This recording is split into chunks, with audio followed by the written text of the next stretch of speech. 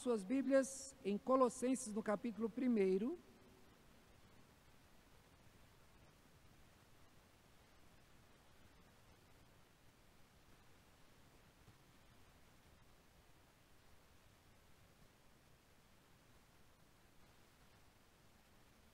Colossenses 1.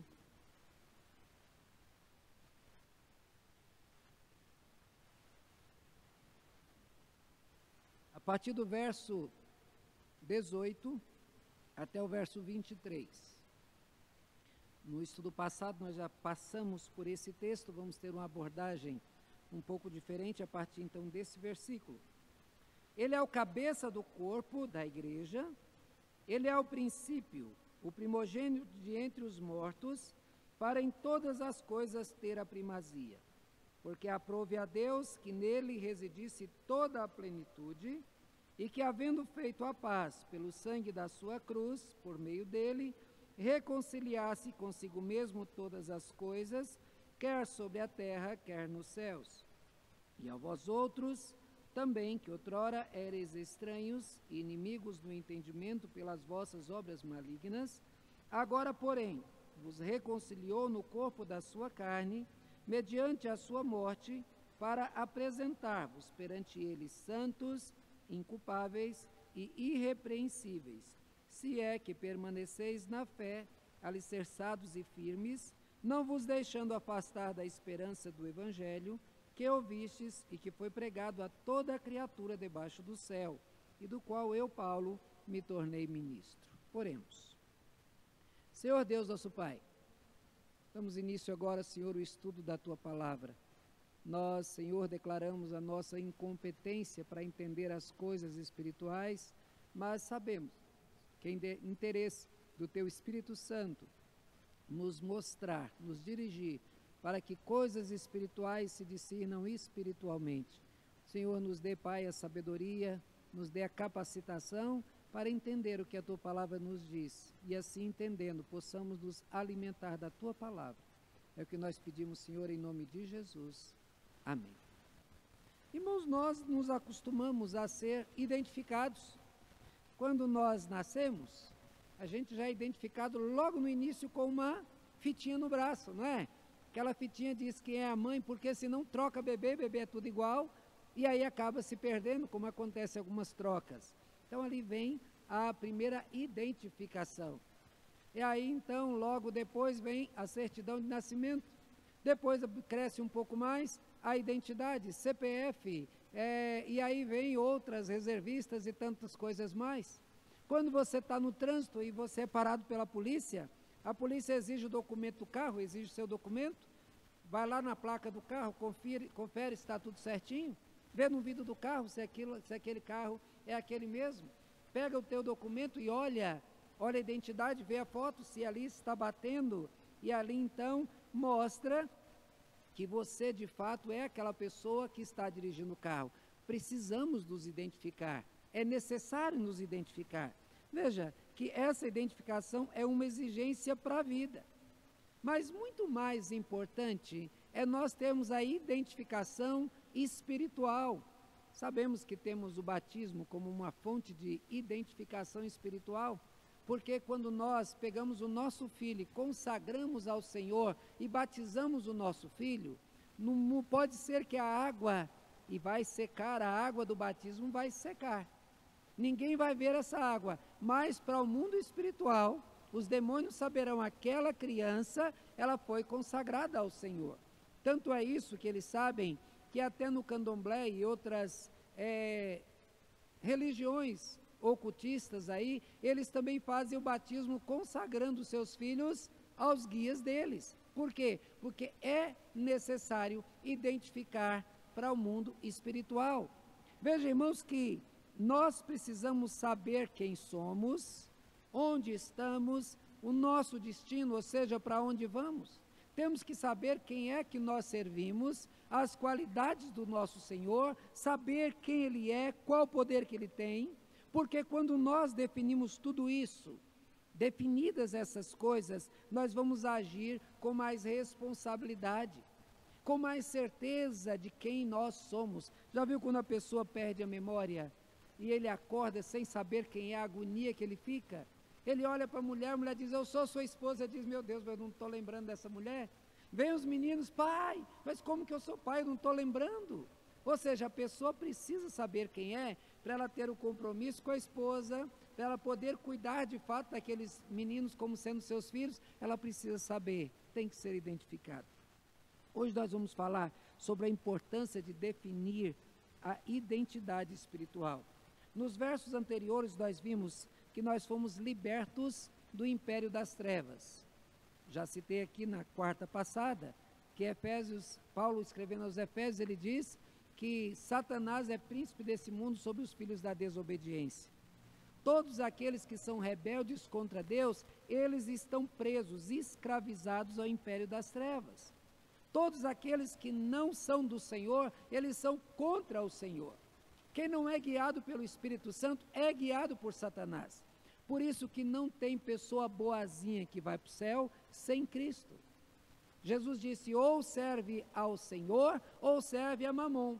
Ou seja, ou é de Deus ou é do diabo. Então a pessoa pode ser boazinha, pode ser honesta, pode pagar suas contas, pode ser fiel à esposa, mas se ela não tiver Cristo como Senhor da sua vida, o Senhor da vida dela é Satanás. Ela é inimiga de Deus e ela vai para o inferno. Somente tendo Cristo como Senhor é que a sua alma vai ser direcionada para os céus. O império das trevas é dominado por Satanás e seus demônios.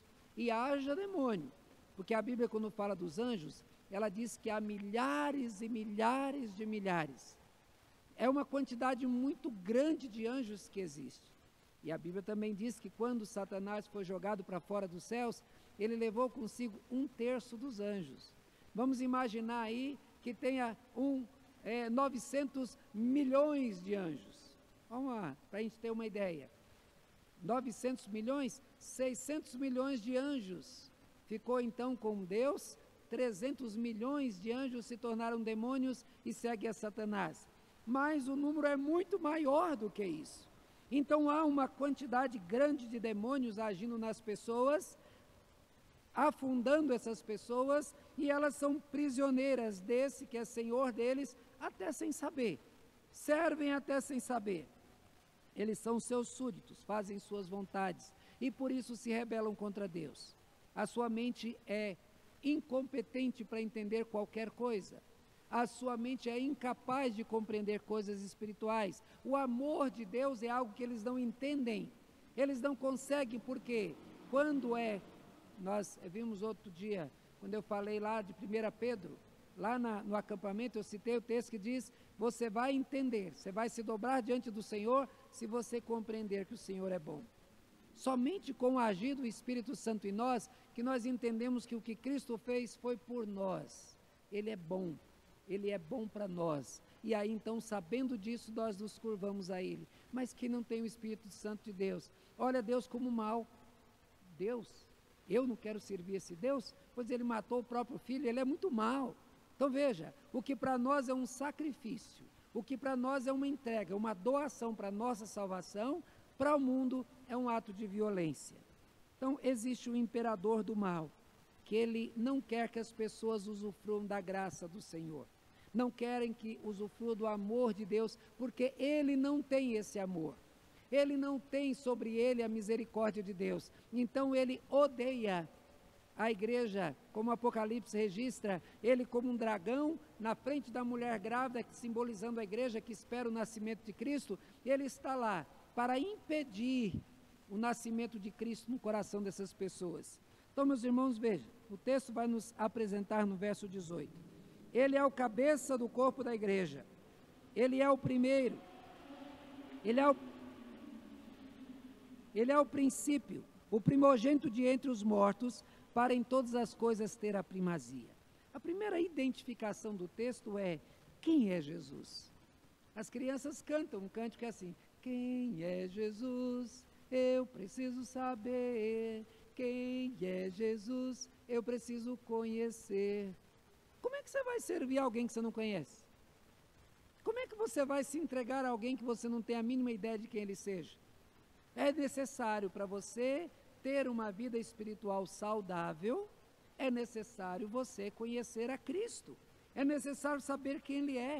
E o texto diz que Jesus é o cabeça da igreja, Ele é o líder da igreja, Ele é o Senhor, aquele que dita regras. Por que o teu casamento é como é? Porque Cristo definiu que o casamento de crente é desse jeito. Por que um rapaz não pode ter sexo com a sua namorada antes do casamento? Por quê? Porque o cabeça da igreja definiu assim: sexo é para o casamento. Por que uma pessoa não pode ganhar dinheiro desonesto? Porque o Senhor da igreja quer que os crentes sejam honestos. Por que o crente tem que ser ético? Tem que andar de acordo com a moral, porque a moral que temos e a ética que temos é fruto da vontade de Deus revelada na palavra, e Ele, sendo cabeça, é quem dirige a nossa vida. Eu preciso entender que eu não vivo do jeito que eu quero, que eu não vou fazer as coisas de acordo com a minha vontade. Eu não vou viver de acordo com o meu pensamento do jeito que eu entendo. Eu tenho que aprender que Ele é o cabeça e eu, como membro, eu devo seguir o direcionamento da cabeça da igreja. Ele é o Senhor que tem toda a autoridade e Ele tem de ser obedecido. Ele é o Senhor da vida. Ele pode dar vida, como Ele é o mantenedor da vida, como Ele pode tirar a vida. Deus é que tem, nós não podemos nos rebelar contra o Senhor quando perdemos alguém, porque Ele tem esse direito. Você sabe o que é melhor para alguém? Você sabe o que é melhor para as pessoas? Às vezes a gente acha que quer dar uma coisa de melhor e de repente não é. A dona Maria um dia estava andando na rua, aí um rapaz estava perto dela quando o ônibus passou e ela levou um susto, caiu e se machucou. Aí ela disse assim: ô rapaz, você salvou minha vida, que bom que você me ajudou, vai lá em casa, eu vou fazer um almoço para você. E aí ele foi lá e chegando lá, ela serviu aquela carne, aquele lombo gostoso assado. Ela disse: ô dona Maria, eu não como carne. Ixi, eu fiz a carne com tanto gosto, mas eu não como carne. Então vem cá, você vai comer a sobremesa, um doce de leite. Mas eu não como doce, dona Maria, eu sou diabético. Ou seja, ela achou que iria agradá-lo, mas ela, não conhecendo a ele, ela ofereceu aquilo que ele não comia. Ou seja, um almoço feito com toda a boa vontade, mas sem conhecimento, não foi do agrado. Vocês se lembram de Davi, quando ele foi levar a arca para Jerusalém? Ele fez um festão.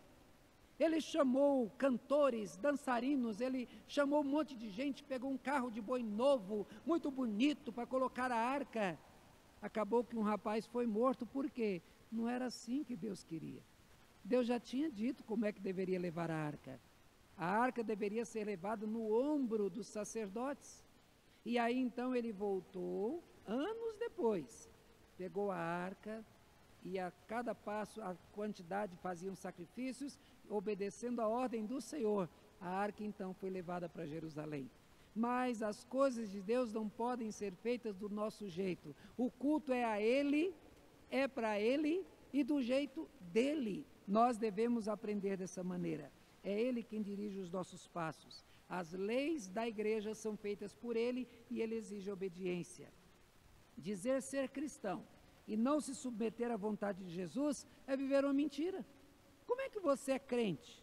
Você se veste de maneira desonrosa, você se comporta de maneira desonrosa, você xinga, tem a boca porca, fala palavrão, você se comporta como um perdido qualquer.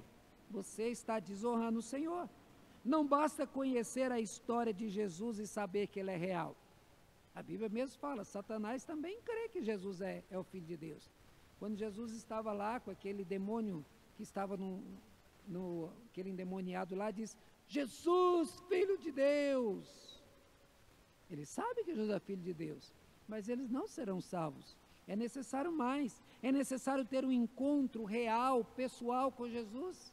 É necessário que Ele tome conta do coração, o senhorio do coração, que se assente no trono do coração. Em Mateus 6:24, Jesus diz que só se serve a um Senhor, não há meio termo. Ou é Ele, ou mais ninguém. Ou se serve a Ele, ou se serve a Satanás. mas ninguém fica lá um pé de um lado e um pé do outro. Brasileiros não aceitam uma segunda posição. Já viu algum brasileiro ficar satisfeito porque ficou em segundo lugar?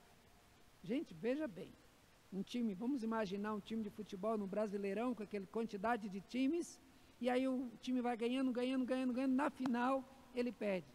Tem gente que até se mata, de tão triste, porque perdeu, ficou em segundo lugar, está parecendo o Palmeiras, né? Tá aqui.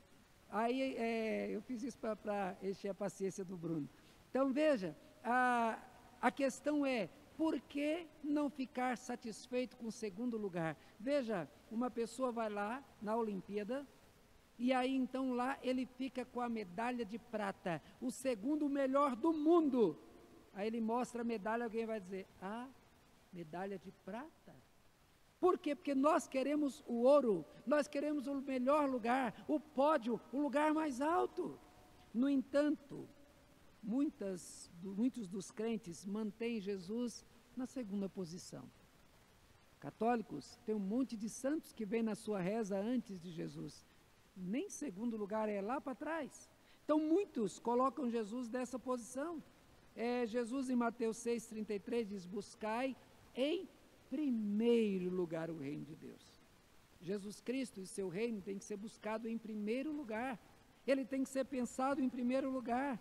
Ele deve ocupar o topo da autoridade da igreja. Ou ele é o Senhor da tua vida, ou ele não é nada na tua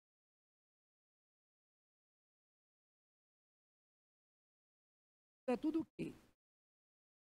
Você bebe, você fuma, você faz isso, você faz aquilo, você tem uma vida perdida. Como é que Jesus é tudo na sua vida?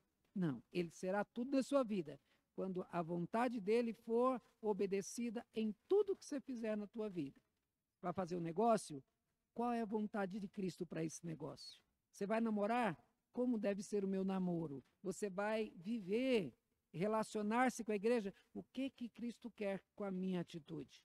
Ele tem que ser o Senhor, ele é o cabeça da igreja. Por isso que o texto começa, então, fazendo a explicação. Quem é Jesus? Ele é o cabeça da igreja.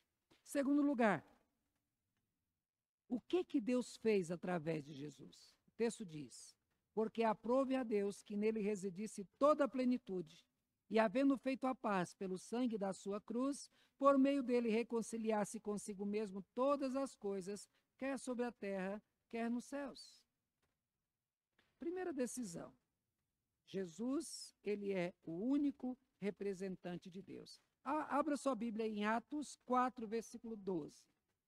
Atos 4, versículo 12.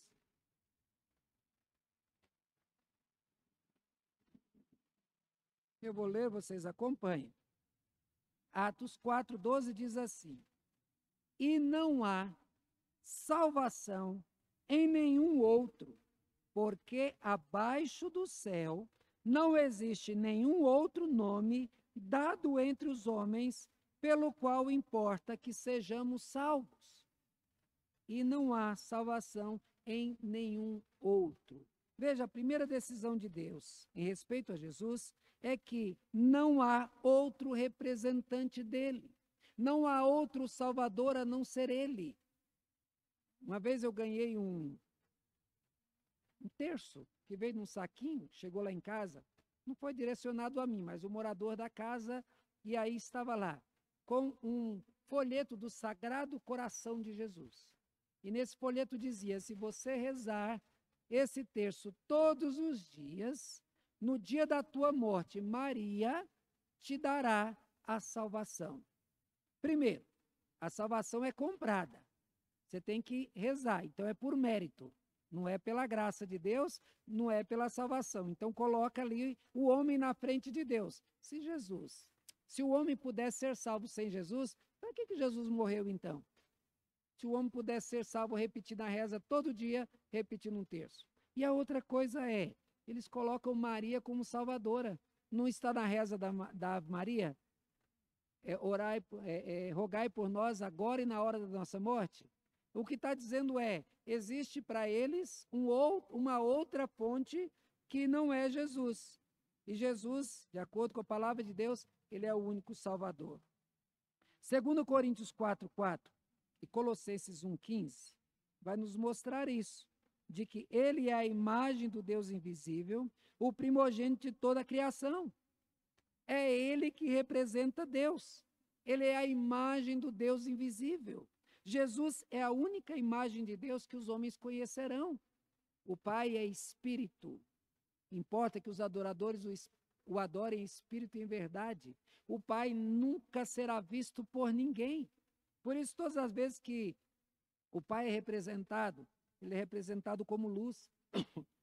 Ele é representado como um brilho, algo tão brilhoso, tão intenso, que ninguém consegue ver. Ele é o espírito de luz.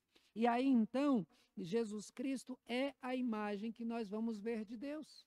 Quando Cristo voltar, será Deus voltando, nós vamos ver Cristo. Lá nos céus nós vamos servir a Deus olhando para Cristo. É Cristo que será o pastor da sua igreja. Nós vamos, porque Ele é a imagem do Deus invisível. Ele é a imagem que veremos de Deus. O Espírito Santo nós não veremos, nós veremos Jesus. Ele é a imagem de Deus, como diz aqui o versículo 15. Veja, a segunda decisão a respeito de Deus, a respeito de Jesus, é que Jesus Cristo é o único acesso entre Deus e os homens. Alguém leia para mim 1 Timóteo 2:5. 1 Timóteo 2:5.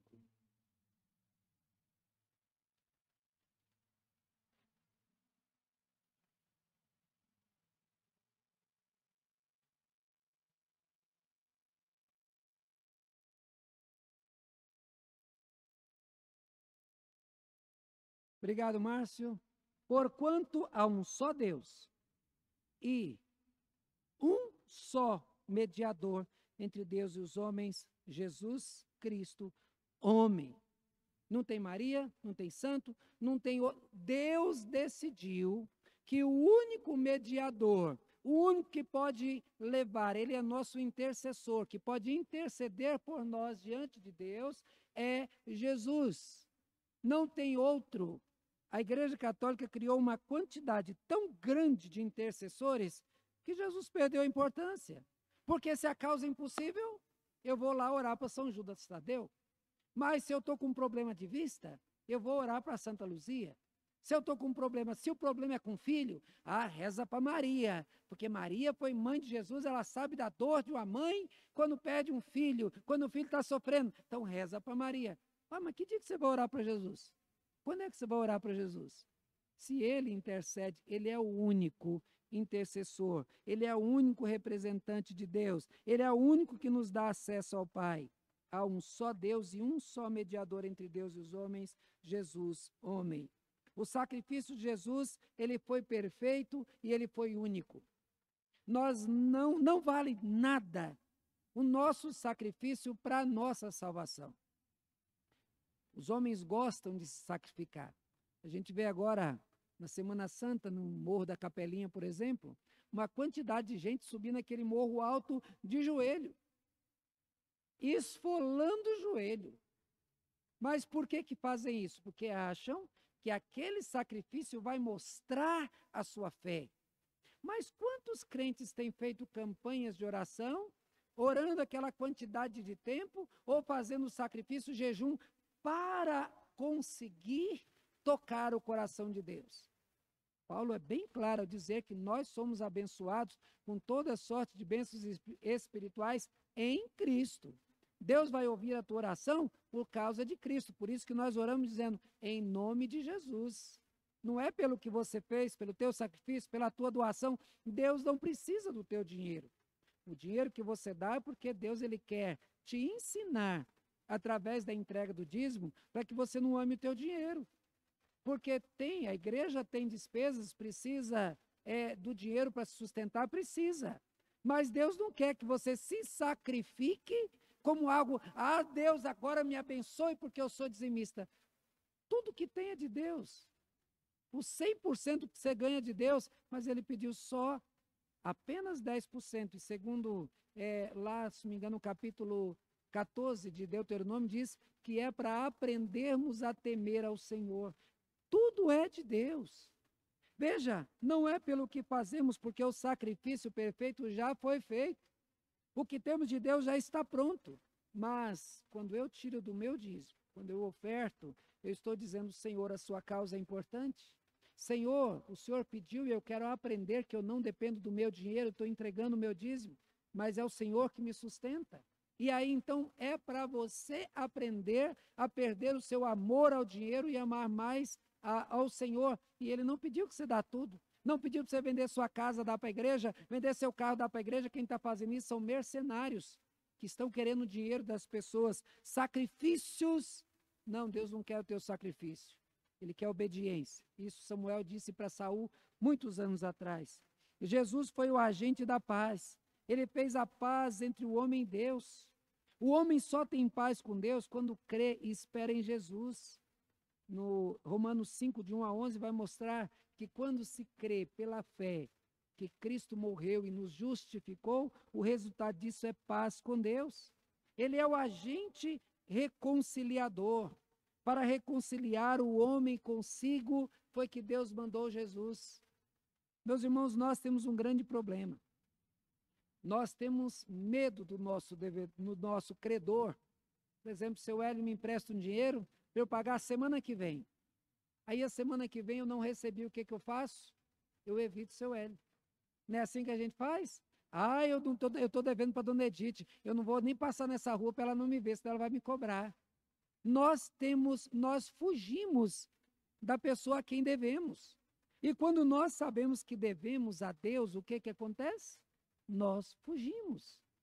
Quando nós entendemos que não devemos mais para Deus, porque Cristo já pagou essa dívida, e Ele creditou na nossa conta a justiça de Cristo, então nós agora temos acesso direto ao Pai, em paz.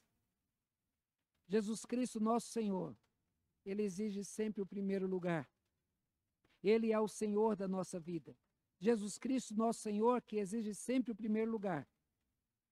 Foi o escolhido da Trindade para ser o representante único de Deus entre os homens, para promover a paz e a reconciliação entre Deus e os homens. Deus, o Pai, decidiu que qualquer contato nosso, qualquer bênção que teríamos, tudo seria através de Jesus e na dependência de Jesus. Mas, em terceiro lugar, o texto mostra outra identificação que é necessária para a nossa vida espiritual. Quem nós somos? Você sabe quem você é? Eu sou Silas Matos Pinto, filho de Samuel e dona Dolores. Mas peraí, será que sou mesmo? Será que eu não fui trocado lá na maternidade? Você acha que é? Quanta gente está achando que é e não é? Foi lá, de repente, o documento foi trocado e você não é aquilo que você é. O texto diz, e a nós, que outrora éramos estranhos, inimigos do entendimento pelas nossas obras malignas, Ele nos reconciliou no corpo da sua carne, mediante a sua morte, para apresentarmos perante Ele santos e culpáveis, irrepreensíveis, se é que permaneceis na fé, alicerçados e firmes, não vos deixando afastar da esperança do Evangelho. Quem somos nós? Meus irmãos, nós precisamos saber quem nós somos. Nós pensamos demais de nós. Paulo ensina a não pensar de nós além do que convém. A gente acha que a gente é bom. Você é bom? Sou bom. Eu sou bom em matemática. Aí vem um professor de matemática, vai lá e faz aqueles riscos que eles fazem lá no quadro. Resolve isso aqui. Eita, isso aí eu não sei não. Eu sou bom de inglês. Aí vem alguém e fala uma expressão em inglês. Não, isso aí eu não sei não. Mas você não disse que era bom? Em que você é bom? Você é bom? E quando alguém te faz o mal, você é bom? Meus irmãos, nós precisamos entender. Nós não somos bons. A Bíblia nos ensina que nós somos miseráveis.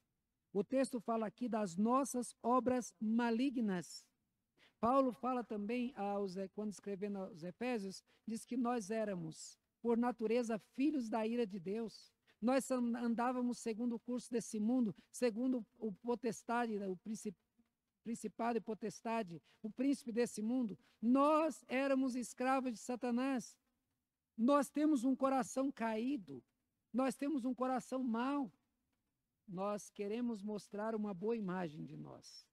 Mas já viu quando alguém chega e quer te ajudar e você não aceita ajuda, porque você não quer mostrar fraqueza, isso mostra a dureza do teu coração. Irmãos, nós não somos bons, e nem bons com os outros, porque nós somos bonzinhos com os nossos filhos, nós somos bonzinhos com os nossos amigos, mas quando os nossos amigos agem de maneira diferente de uma amizade, nós deixamos aquela amizade. Quando os filhos, nossos filhos amados, eles deixam de agir com amor, nós somos duros com eles. Mesmo que como castigo, a gente mostra lá no fundo que essa bondade ela não existe. Veja, nós somos maus porque nascemos em pecado. O Salmo 58, versículo 3, diz que na concepção, quando junta o espermatozoide com o óvulo, naquele momento se afasta o ímpio. Ali não está falando de... O ímpio éramos nós. Como é que eu vou explicar uma consciência de um ser que acabou de ser formado? É que a nossa alma rebelde já se rebela contra Deus na concepção. E o texto ainda diz mais, nasce proferindo mentira como tem peçonha, como de serpente. Isso somos nós. Veja, irmãos, quando nós entendemos a nossa a miserável situação da nossa alma, nós vamos dizer, socorro, Senhor. Venha em meu socorro que eu estou perdido. Há pouco tempo, a Elisene me perguntou lá em casa, como é que foi a pergunta, amor? Ela leu o seguinte, oração é para os fracos. É por isso que eu oro. Ela disse, orar é para os fracos. É por isso que eu oro. Diz, eu não entendi. A questão é o seguinte, enquanto você achar que é forte, você pede ajuda? Vilmar está lá empurrando o carro, ele é fortão, ele encosta, o carro já sai correndo. Você vai pedir ajuda? Não. Mas se o carro está atolado e você está bem fraquinho, aí passa o fortão, o que, que você fala? Moço, pelo amor de Deus, me ajuda, porque eu preciso tirar o carro daqui, eu não dou conta. Se você está com a sua despensa cheia, carne de vários tipos na geladeira, leite, ovo, você tem tudo na geladeira que você pensar. Você vai pedir uma cesta básica para alguém? Se alguém te der alguma coisa de alimento, você vai ficar extremamente agradecido? Não, porque você não precisa. Ah, mas quando você abre a geladeira não tem nada. Você não tem salário para receber, você tem conta para pagar. E alguém chega e te faz uma oferta de uma cesta básica, você chora. Muito obrigado, porque minha família estava passando fome. É isso que o texto está nos levando. Quem somos nós? Nós somos miseráveis pecadores que carecemos, dependemos da misericórdia de Deus. Porque nós não tínhamos nada para oferecer para Ele. Somos incapazes de fazer o bem. Ezequiel, Jeremias vai dizer isso. É possível mudar as malhas do leopardo? É possível que o homem faça o bem acostumado ao mal? Não. Porque o homem está acostumado ao mal. Se Deus não agir nesse homem para mudar o seu coração, para tirar o coração de pedra e colocar um coração de carne, dar um novo espírito para esse homem, o homem nunca vai fazer o que é bom. Nós não somos dignos de confiança. Quantas vezes você já deu a palavra e quebrou? Não faço mais isso. Eu fiz isso. Isso acontece muito porque é gordinho, sabe?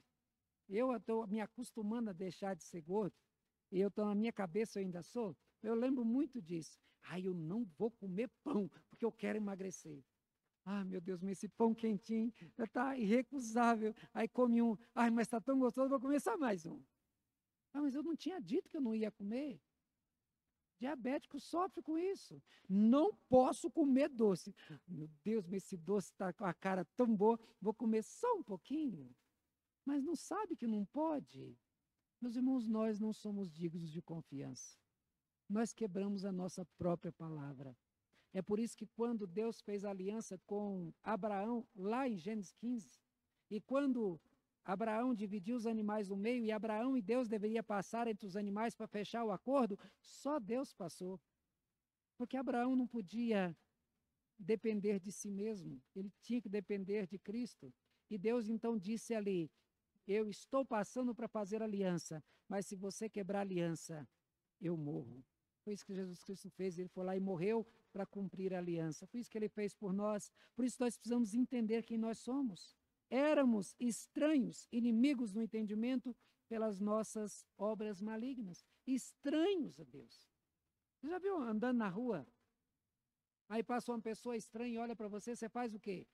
No mínimo que você faz é baixar a cabeça e sair. Você vai lá e dá um abraço. Se o estranho vier dar um abraço em você, o que você faz? Sai para lá. Eu não te conheço, não é assim? Porque estranhos não quer nada de bom. Simplesmente larga para lá, não quer saber, eu nem conheço você. E o texto está dizendo que nós éramos estranhos, inimigos do entendimento pelas nossas obras malignas. As coisas de Deus não têm graça. Fale com teu marido para ver se ele acha tão interessante as coisas de Deus. Fale para a esposa que não é crente se ela acha as coisas de Deus interessantes. Fale para o seu vizinho que não é crente se ele acha interessante cantar cânticos de louvores a Deus ou ler a Bíblia e meditar. Não é interessante. Por quê? Porque eles são estranhos a Deus. Vai lá aqueles vizinhos barulhentos lá, Elisana. Vai lá quando ele estiver fazendo barulho e diz assim, eu vim aqui para orar com você. O que eles vão fazer? Vão querer jogar pedra em você. Porque orar é coisa de fraco. Por isso que nós oramos, nós somos fracos. Nós sabemos quem somos, nós precisamos de Deus. Então, diz o texto, se é que permaneceis na fé alicerçados e firmes. Porque é muito comum que nós nos desviemos. Quantos crentes já se desviaram? Tem um desvio total que João, ele diz, eles saíram do nosso meio porque não eram dos nossos. Porque se fosse dos nossos, teria ficado. É possível um crente de verdade se desviar, mas ele não tem prazer de ficar lá fora. Tem duas opções. Jesus falou a respeito do joio e do trigo. Ele fala dos cabritos, das ovelhas, do peixe bom e do peixe ruim. O peixe ruim é jogado fora.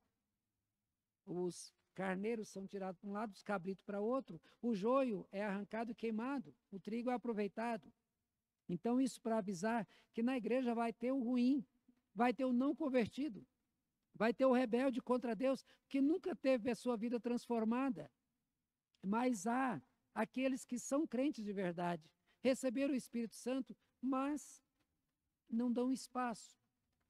São rebeldes, de coração endurecidos e ainda resistem ao Espírito. Por isso que a Bíblia diz, quem nunca resistiu ao Espírito de Deus?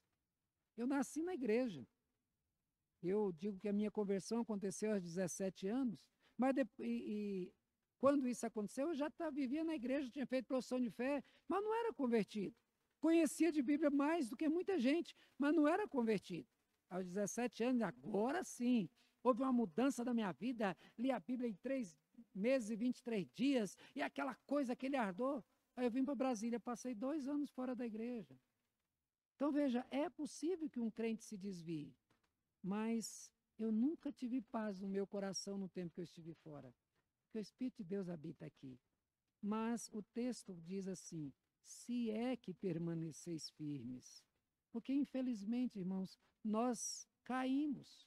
Mas a Bíblia diz que o cair é do homem, o levantar é de Deus. Quando nós caímos, Deus vai lá e pega na nossa mão e nos levanta. Ele se interessa por nós, Ele quer nos levantar, porque a nossa salvação não dependeu de nós, nunca dependeu de nós, dependeu sempre dEle. Seremos salvos porque Cristo morreu por nós e não porque nós vamos morrer por Cristo. E aí, meus irmãos, nós vimos tudo isso. Sendo realistas conosco, nós trazemos à luz a parte ruim que existe em nós. Aí então nós tratamos, subjugamos essa parte ruim e fazemos de Cristo o Senhor de nossa vida. A nossa instabilidade é pecaminosa. Diante da ação graciosa de Deus sobre nós, nós devemos nos humilhar diante dele e nos fazer gratos pela salvação recebida sem que nós nunca tenhamos merecido. Identifica-te corretamente. Saiba quem é Cristo para você. Saiba o que Deus fez através de Cristo para que você tenha consciência e saiba explicar a tua fé. Como Paulo diz, dá razão da sua fé. E aí, então, saiba quem você é. Não pense de você além do que convém. Pense de você na medida que você é. Você é um pecador miserável, que foi privilegiado por Deus, quando Cristo deu a vida por você. Agora viva, de maneira que Ele se agrade de você. Honre a Deus, honre a Cristo com a tua vida. Consciente de tudo isso, quando alguém te perguntar quem é você, eu sou um crente em Senhor Jesus Cristo. Ele me salvou porque eu não merecia, porque eu estava perdido. Mas Ele tem um paraíso guardado para mim. Que Deus os abençoe. Amém? Eu gostaria que